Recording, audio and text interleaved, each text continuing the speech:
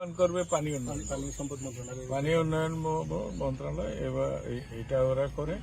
আর আমাদের যেটা করণীয় সেটা আমরা যে প্রস্তাবিত প্রজেক্টগুলো সেগুলো আমরা এখানে দেখতে আসছি যে এটা উপযুক্ত জায়গায় প্রস্তাব করা হয়েছে কিনা, আর যেগুলি তৈরি হয়ে গেছে সেগুলির কন্ডিশন কি অবস্থায় আছে, এগুলি যাতে জনমুখী হয়, জনব্যবহার উপযোগী হয় এবং সংবৎসর, কারণ সবসময় তো ঘূর্ণিঝড় হচ্ছে না কিংবা টাইডাল বোরও হচ্ছে না, এটা যখন হবে তখন জনগণ এখানে আশ্রয় নেবে। আর সাংবৎসর এটা কিভাবে ব্যবহৃত হবে সেটা আমরা নিরূপণ করার জন্য এখানে যেগুলি ত্রাণ মন্ত্রণালয়, দুর্যোগ ব্যবস্থাপনা মন্ত্রণালয়, দুর্যোগ মন্ত্রণালয়ের ব্যবস্থাপনা যেগুলি হচ্ছে সেগুলি যথার্থতা নিরূপণ করার জন্য এখানে আসছি।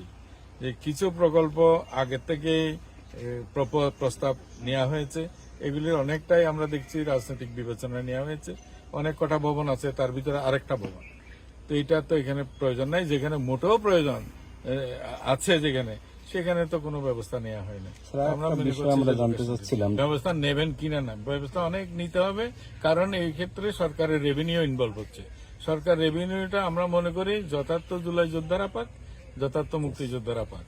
এই ক্ষেত্রে যেগুলি সৃষ্টি করা হয়েছে সরকারি সুবিধা একবার দিয়ে তার কাছ থেকে নিয়ে নিতে হলে বহুমুখী ব্যাপার আছে।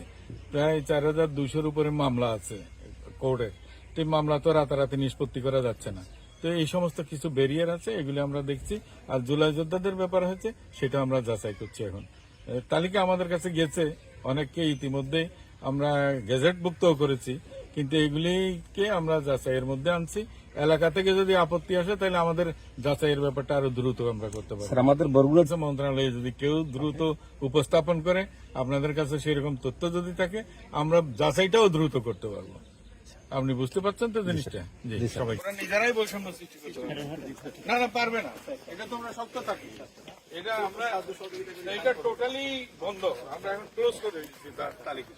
কোনো কিছুই আমরা নেবো না এখান থেকে। তোমরা আর পাঠাবো না, তোমরা সুপারিশ পাঠাবো, উপর থেকে নিষিদ্ধ করা আমাদের পক্ষে করা সম্ভব হবে।